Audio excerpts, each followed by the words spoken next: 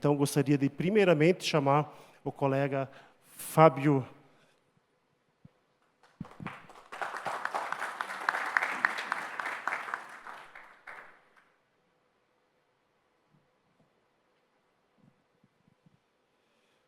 Boa tarde. Boa tarde a todos. Espero que todos acordados, com bastante energia. Bom, me chamo Fábio, eu sou da cooperativa Olambra. Eu já estou há alguns anos no cooperativismo. Anteriormente, trabalhando com cana-de-açúcar em Piracicaba, onde eu aprendi todo o conceito cooperativista, onde eu aprendi manual de crédito rural, onde eu tive acesso a planos safras, por estudar estatísticas dos números que o governo trabalhava e dar esses subsídios aos produtores rurais da época da cana-de-açúcar e hoje aos nossos plantadores de cana de Olambra.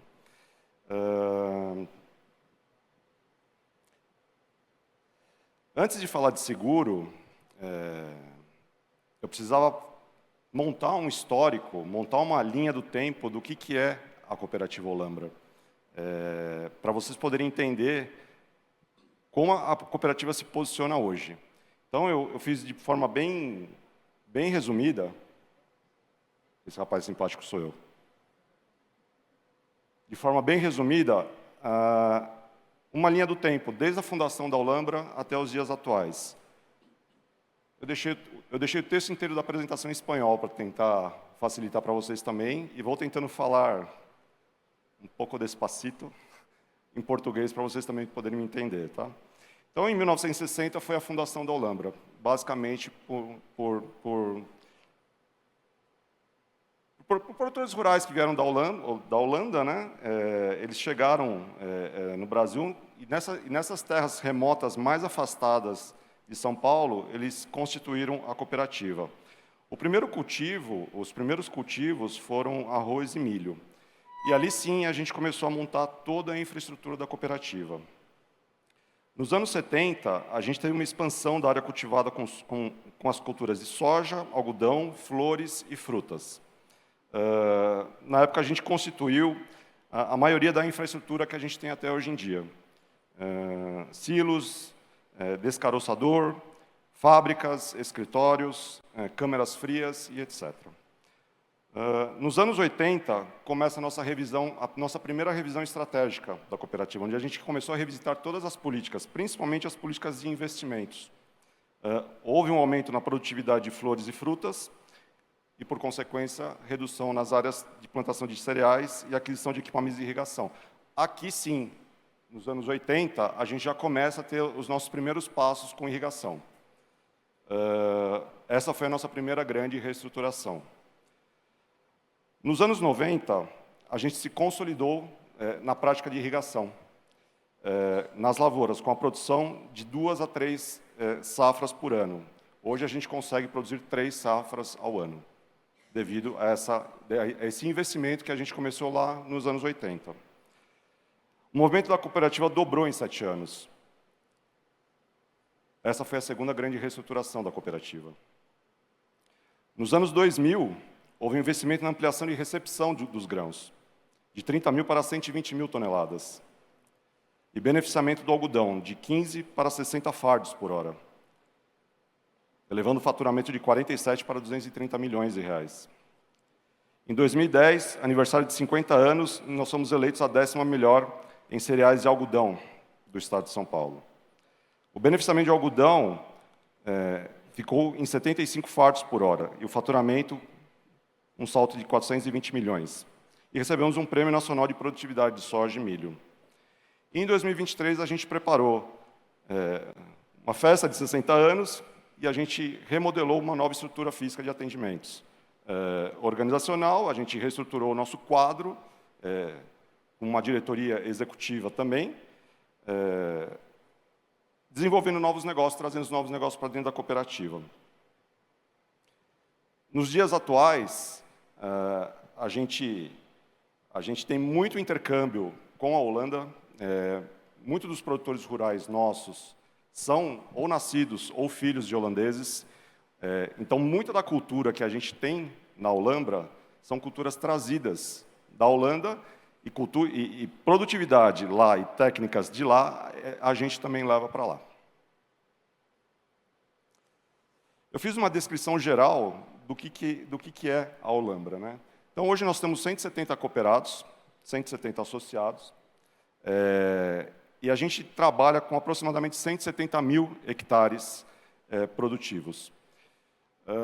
Em média, 1.000 hectares por produtor rural. É um número bem expressivo. A gente cultiva, basicamente, grãos, cereais, frutas, algodão, cítricos e todos os insumos agrícolas. 74% da nossa área é irrigada. E a gente utiliza a agricultura de precisão para poder fazer todo o manejo, toda a cultura do nosso solo.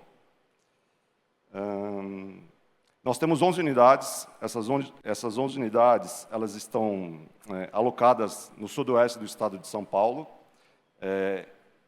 Junto dessas 11 unidades, nós temos 6 lojas para poder fazer atendimento e comercialização desses insumos também. Nós temos uma capacidade estática de 400 mil toneladas, então a gente tem armazéns, silos, graneleiros, para poder, o que consolida essas 400 mil toneladas de recepção e originação dos grãos dos nossos produtores rurais. Temos uma política de cultura de qualidade nos serviços, em todas as comercializações de grãos e em toda a questão de comercialização também de nutrição animal. Fomos premiados como a maior e a melhor do sudoeste do estado de São Paulo. Eu fiz um recorte, dentro do estado de São Paulo, do sudoeste, eu fiz um recorte das áreas que nós temos unidades de armazenamento e lojas de comercialização de insumos. Então, abrange 10 cidades, 10 municípios ali da região, com destaque a nova loja Santa Cruz do Rio Pardo. A gente tem Tacaoca, que é uma das maiores da nossa cooperativa. Tacaoca são 30 silos, é uma capacidade de armazenamento muito grande. Itaberá, Taquarivaí. São Manuel, ali um pouco para cima, não aparece ali, mas São Manuel ela concentra também silos de armazenamento e a nossa fábrica de ração animal. Esse recorte, eu quis trazer para vocês também que foi bem legal essa pesquisa. Eu trouxe o mapa hidrográfico da região. Então, notem a região de Paranapanema, que é a cidade onde a gente está, Olambra 2, aqui um pouco para baixo, não sei se vocês conseguem ver daqui, o Trópico de Capricórnio passando aqui, e as áreas da represa de Jurumirim, um pouco acima, que banham toda a região. Notem que a gente tem uma área preservada muito grande, tudo que está achurado em verde são áreas preservadas. As bolas em amarelo são agriculturas irrigadas que a gente tem, e todos esses pontinhos de exclamação que vocês veem espalhados por aqui são açudes. Pequenas represas, acho que não tem tradução de açude em espanhol, mas são pequenas represas, são pequenos pedaços de terra onde a gente concentra a água. Essa água que a gente concentra nos açudes é o que serve, é o que alimenta o nosso sistema de irrigação em todas as nossas áreas de produção.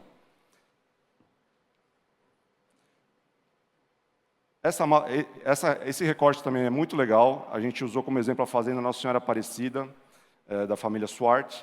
Então, vocês notem que no canto direito abaixo, uma imagem de satélite de 1985, como que era a fazenda, e o recorte da imagem de 2024, as bolas representam a área de irrigação. Então, cada pivô de irrigação ele pode chegar até 1.000 metros de raio. E esse raio ele faz aquele efeito de circunferência. Quando vocês viajam de avião pelo Brasil, vocês veem lá de cima para baixo, as bolas são áreas irrigadas. São essas áreas que a gente trabalha, são essas áreas que a gente atua. Não as áreas que vocês veem na nossa região. Mas quando vocês estiverem viajando de avião e virem essas bolas, são áreas irrigadas com pivô.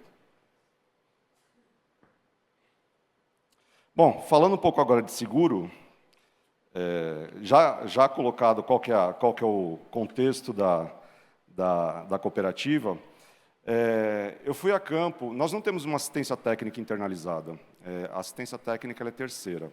Então, eu precisei ir a campo para poder entender como que se dá a contratação do seguro rural pelo nosso produtor rural. E o produtor rural ele faz a contratação diretamente na cooperativa de crédito parceira.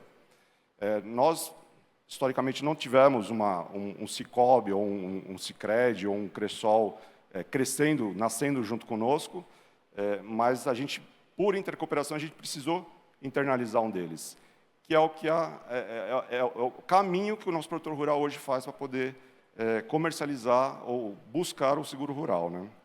As culturas preferencialmente cobertas são trigo, feijão e algodão. Devido à capacidade de irrigação, os seguros comercializados são de proteção de granizo e geada.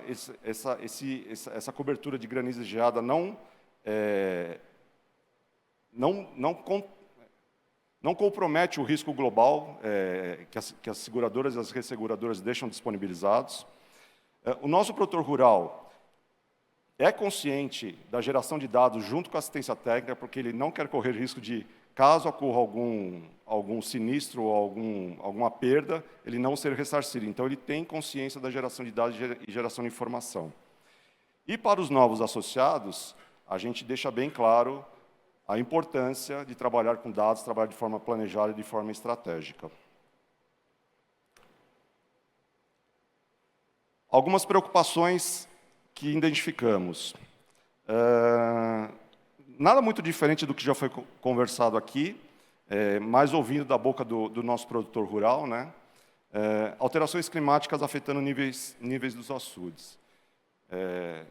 A gente, analisando dados de 20 anos para cá, a gente começou a ver que as chuvas que eram recorrentes diariamente, elas começaram a se tornar mais escassas e, quando caíam de forma mais forte e evidente em dias certos. Isso não enche açude. Isso é absorvido pela terra, que já está seca, e não vai encher o açude. Então, isso é uma preocupação que a gente tem e é muito evidente, é muito latente. Maior risco de perda nas áreas de sequeiro, devido aos extremos climáticos. A área de sequeiro corresponde hoje a 24% da nossa área produtiva, e é uma área que, de fato, causa preocupação para a gente. Existe uma divergência, uma separação muito grande do que a gente consegue produzir em área irrigada e o que a gente consegue produzir em área de sequeiro. Limites de seguro escasso, que nem eu mencionei anteriormente, principalmente no sequeiro. Dados de apólice inconsistentes, de novo, falando sobre dados, sobre informações, sobre uma assistência técnica bem assertiva. Falta de previsibilidade climática. A gente está sofrendo muito, o Rio Grande do Sul, um bom exemplo do que aconteceu. E subvenções. Subvenções a gente falou exaustivamente aqui nessas últimas 48 horas, federal, estadual, municipal. Históricos climáticos afetando preços do seguro, então, seja histórico climático, seja ações inapropriadas, como aconteceu ano passado na cana-de-açúcar. Esses dois últimos pontos são pontos que a gente discutiu bastante, que é o entendimento sobre a fórmula de cálculo do limite máximo de indenização. O produtor rural, às vezes, com as mesmas informações, com os mesmos dados da assistência técnica, ele tem divergência de limites de indenização, com as mesmas informações. Isso não é claro para a gente, não é claro para o produtor rural. Então, a gente tenta buscar mais informações sobre qual que é o racional para poder chegar nesse cálculo. E, por último, necessidade de uma nova fonte de financiamento para financiar as subvenções. Estamos pensando seriamente internamente, a gente subsidiar um percentual para o nosso produtor rural. Tem uma questão também de esfera municipal, esfera estadual e esfera federal a respeito dessas subvenções. E, historicamente, culturalmente, o produtor rural ele sempre espera por essas subvenções. É isso que eu tinha para passar para vocês. Eu não vou me delongar, porque o tempo já estourou. Eu só precisava fazer um agradecimento às cooperativas de crédito que puderam auxiliar a gente com a formação dos dados, aqui a formatação dos dados, para poder trazer para vocês isso. Sicob Crédito Seripa, que é o nosso principal parceiro, e a Sicob Seguros, que nos forneceu dados e insumos para poder fazer essa apresentação para vocês. É isso, gente. Obrigado, viu?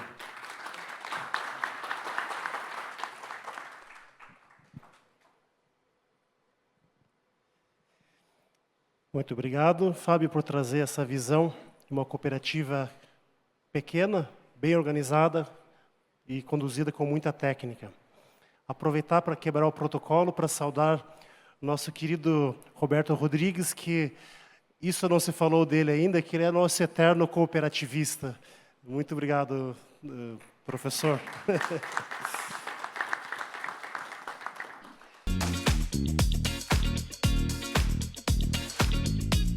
It's bad bitch o'clock, yeah, it's thick 30. I've been through a lot, but I'm still flirty. Is everybody back up in the building? It's been a minute, tell me how you healing. Cause I'm about to get into my feelings. How you feeling? How you feel right now? I've been so down and under pressure. I'm way too fine to be the stress, yeah. I'm not the girl I was or used to be. But you might be better. Turn up the music, turn down the lights. I got a feeling I'm gonna be alright, okay. Alright. It's about damn time. Turn up the music, let's celebrate. I got a feeling I'm gonna be okay, okay. Alright. It's about damn time. In a minute, I'm gonna need a sentimental woman to pump me up. So if I see walking in my Balenciennes, trying to bring out the fabulous, cause I'll give a fuck way too much. I'm gonna need like 2 shots in my cup. Wanna get up, wanna get down, that's how I feel right now. I've been so down and under pressure. I'm way too fine to be the stress, yeah. I'm not the girl I was or used to be. But you might be better.